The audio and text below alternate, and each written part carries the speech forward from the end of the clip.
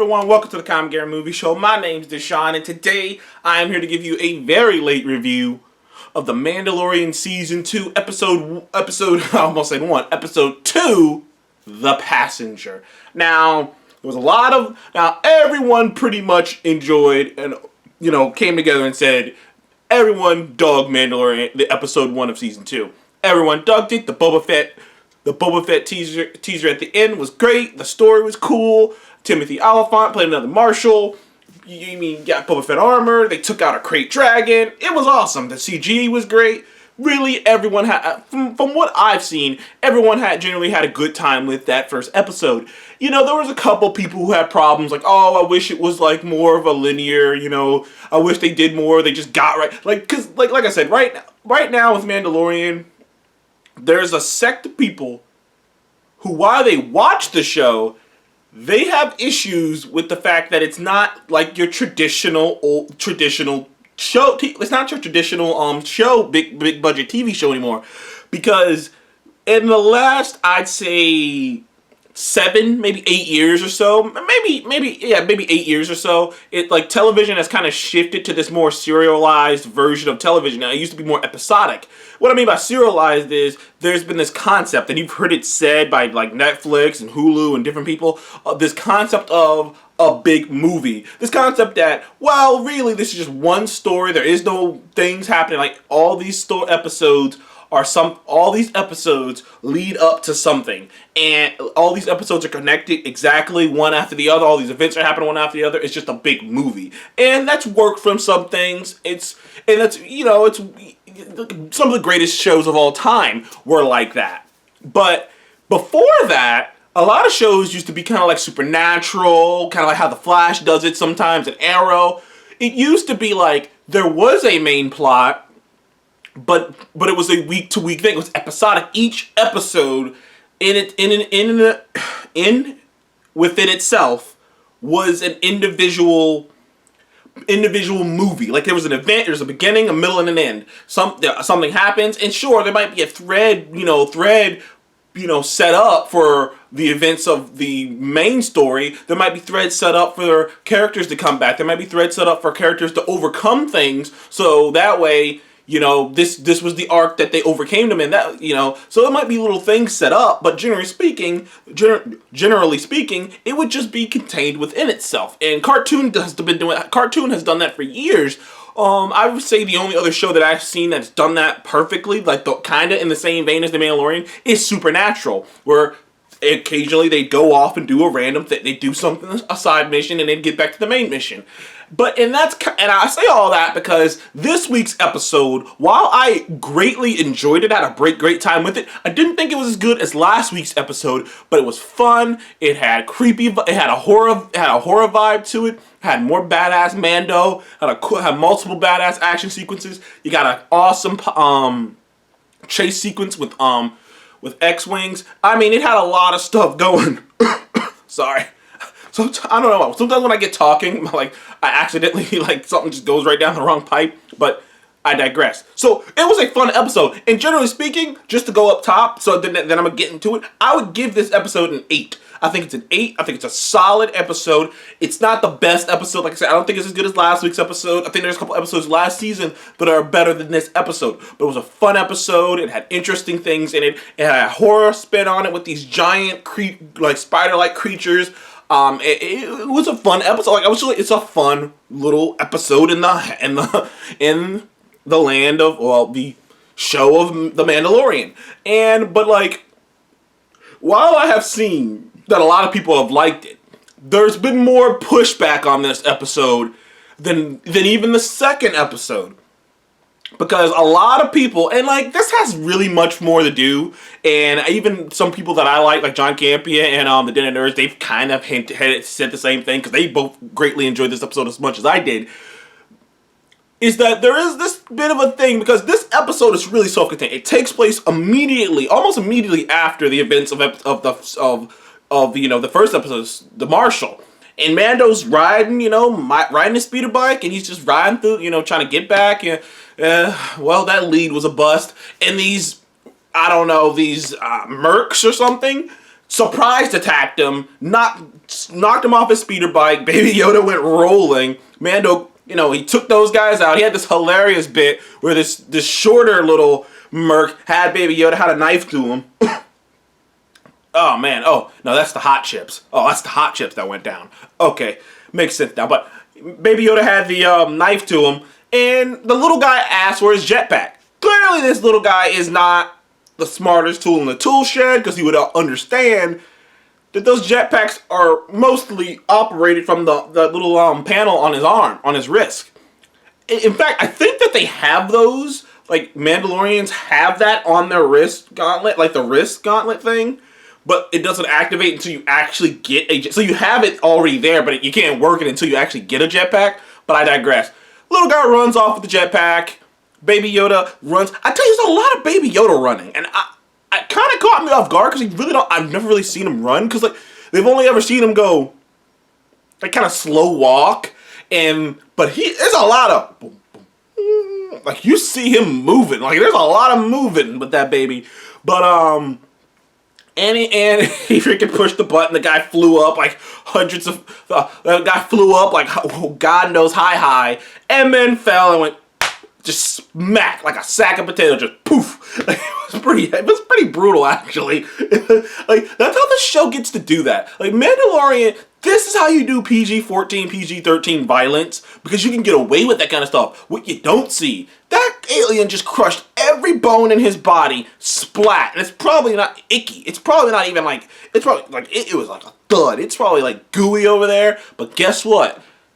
You just let us figure that out. We know what just happened to him, but you don't really gotta talk about it. There is also a scene that I really was like, okay, that's kind of badass. It's funny because I've seen other people talk about, oh man, that's so, I don't know, I took my armor off, but because Mando had to walk all the way back to I think it's Isley. Is it Mos Eisley? I think it's Mos Eisley. I could be saying it wrong. Star Wars is not my first thing. I don't know it like expertly. I could name a couple planets. But I think it's Mos Eisley. He had to walk all the way back, and he had all this gear on his back, and he's just walking through the desert, and, they got the whole fucking thing going where it's really hot, and you're looking at him from a distance, and they got this dun, dun, dun, dun, they got this fucking cowboy music. But I was like, dude, that's awesome. That's an awesome shot. And he gets back there, meets the lady who he befriended, played by Amy Sedaris, I think that's her name. The no eyebrows lady with the droids. And she has a friend who may know where Mandalorians are. So she hooks him up, gives him a job to take this gecko-looking woman and her offspring to a planet to meet up with their husband so that they can fertilize the eggs and their race, well, not their race, but their bloodline can live on. And, Mando's just like, all right, whatever. Hey, maybe they know something. He's just chasing whatever lead he got because he doesn't have a real good lead. Problem is, he can't go into hyperspace. He can't go, can't go light speed because apparently that's gonna fuck up the freaking eggs. So he has to go. If I remember what he called it was sublight. Yeah, sublight. Basically, just regular flying. You just regularly fly, throughout the, fly to the destination, which. I like that they actually brought attention to this because if you ever watch Star Wars, people don't really just fly places. They always use, light speed or hyperdrive or whatever. They always fly at, do that. You always see that that, you always see that. You never really see people just fly. And I love that they actually gave context to that. Yeah, if you just fly, because he even says bandits, who knows, the remnants of the empire. It's you're just flying in outer space. It's just anyone can show up and then you're just fucked. But but if you move at light speed and whatnot, you just pop and you're in you're in your general vicinity, or even right next to, depending on how good of a pilot you are, of the destination you're trying to get to. But like I said, when you're just flying there, any amount of things can happen. It's dangerous. And I love that they really kind of played that up. They kind of acknowledged that. And, it's something that's never really talked about in Star Wars. It's basically it. If you can't move at light speed, you're just, asking for something to go bad. You're just asking for something to go bad.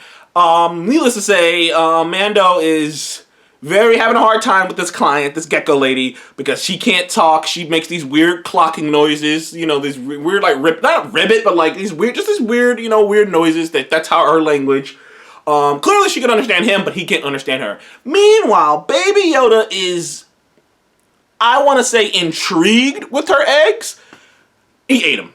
And I'm not gonna lie to you, it was pretty horrifying. Like, because they really play up how, like, she's like, these eggs are all I have. Like, these are my lifeline. If something happens to them, then basically, like, no, she said, my life cycle. So she's gonna die. She's like, these are, sorry.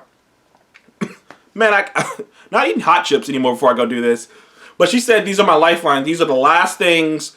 You know, this is my last chance to have offspring. If we don't get this done, it's never gonna get done, and our bloodline's gonna die. And then here's Baby Yoda just eating these eggs, and it was the first time that, like, this whole episode could be just titled Baby Yoda being mischievous, being just a pain. And like, for the first time in a long time, he actually started acting like a actual kid. I mean, how many people who have kids, people who have little nephews and stuff, how many people know how kids just do a child will legit do something dumb or do something reckless or do something ridiculous and then run to you to clean it up and just be like, I don't know what happened. Like, a child would legitimately, like, you'd be like, don't do that, this is gonna happen to you. They'll do it, run to you and go, what? Like, I just told you not to do that. Baby Yoda acted more like an actual child. Because before, he was like this innocent thing that, you know, he was a little defenseless. But this episode really is a huge reminder that this really is a baby. This really is a child. It really is. It's a hell of a process. Can't wait till you can start comprehending his decisions because like, first of all, like I said, he's eating these eggs. Freaking Mando's trying to stop him from doing that.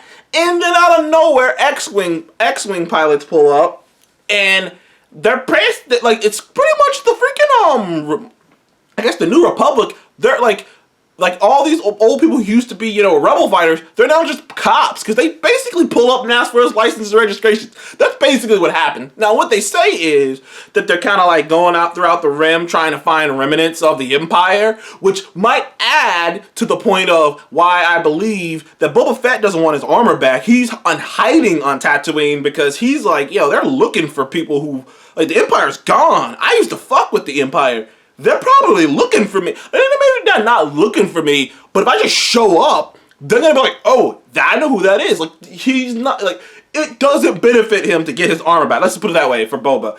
So it's nice to see more context too. It's like, okay, so this is what they're doing. Like these people they kind of mentioned that in season 1 with Cara Dune when she was like, I was a shock trooper, but then they wanted me to, after the war, they wanted me to do this, and I didn't want to do that. So it's kind of like, it's a nice scene too. Like, okay, they fought in the war, they probably fought in the big battle with Anakin, but then they transferred over to doing this stuff, which is cool, which is really cool. It's nice to see that they transferred over to do this crazy, this madness.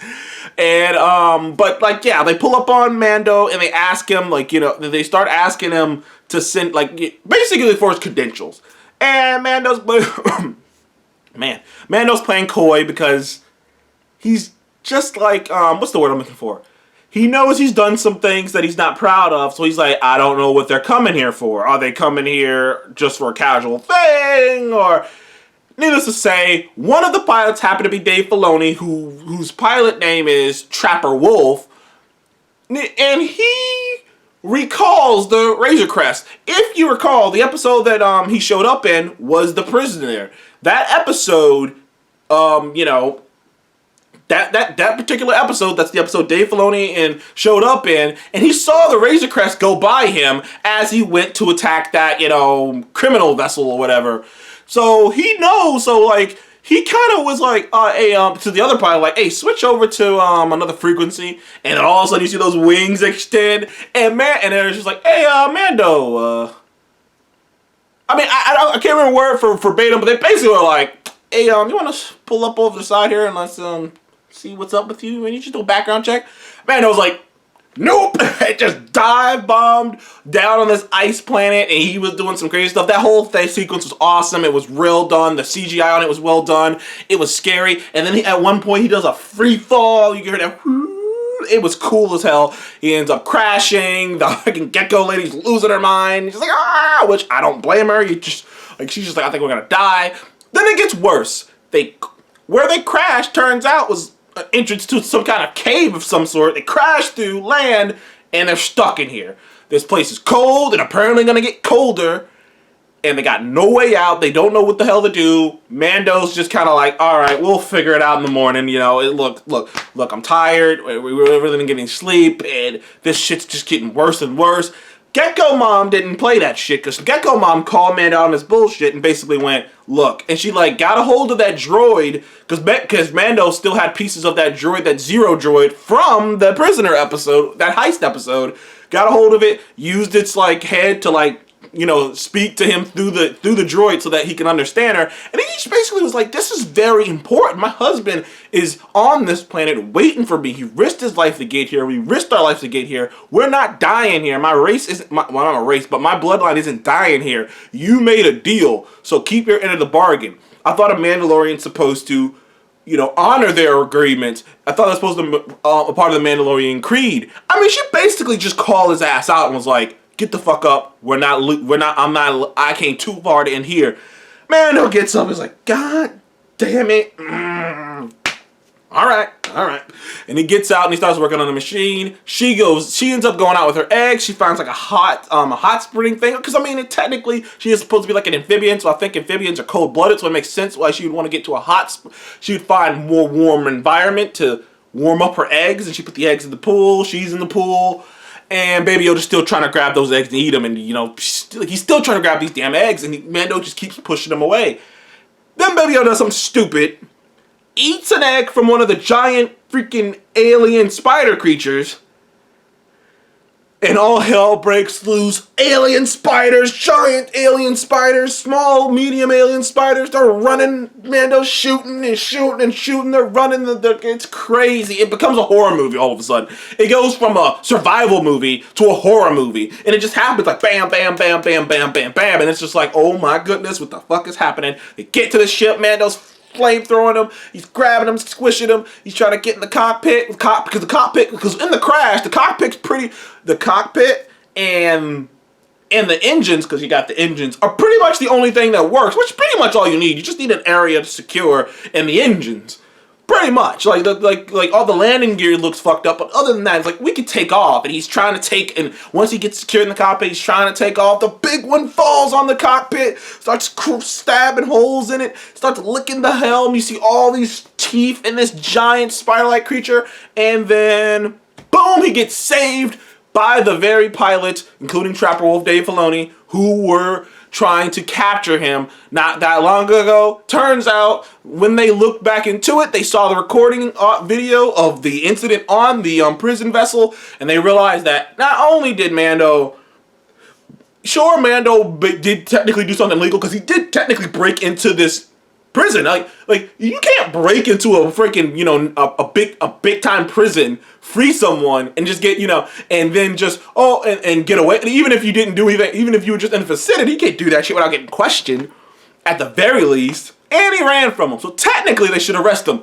But again, they said you put your life on the line to save one of ours in that one, and on top of that, you did apprehend three you know, high-ranking criminals that we were worried about. So I guess we'll give you a pass here. They saved his life and they took off. Mando fixed the ship, or at least fixed it enough to get up and going. Clearly the ship's not completely fixed. I mean, the back hull still has a hole in it. The back, you know, the fucking, you know, back door is like, it's freaking still wide open. The light in one of the engines is blinking. It's parts, this small bits coming all off of it, and it's just kind of through space. So like, clearly it's not completely fixed, but it's fixed enough to get to basically push itself to the destination that it needs to go. I don't know if it would survive a light speed jump now, But it's a good thing they don't have to move at light speed.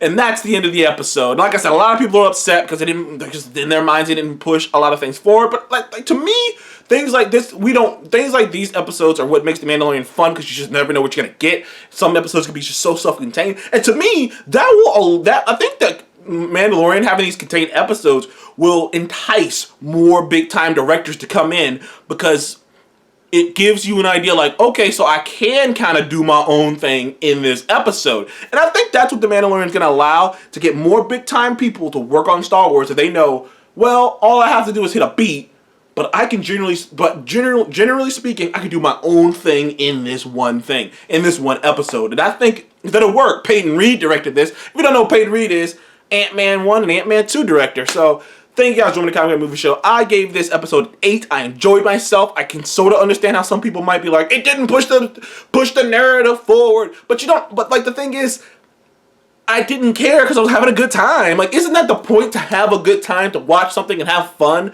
Like I said, television has kind of changed that with the whole serial thing, but it used to be episodic. And this show harkens back to the old days and the old ways of television, except with a huge budget, amazing special effects, great acting, and I'm telling you, great prosthetics and costume design. It is great. The Gecko costume was fantastic. Thank you guys for joining the Comic Movie Show. Please remember to like, subscribe. I'll see you in the next one.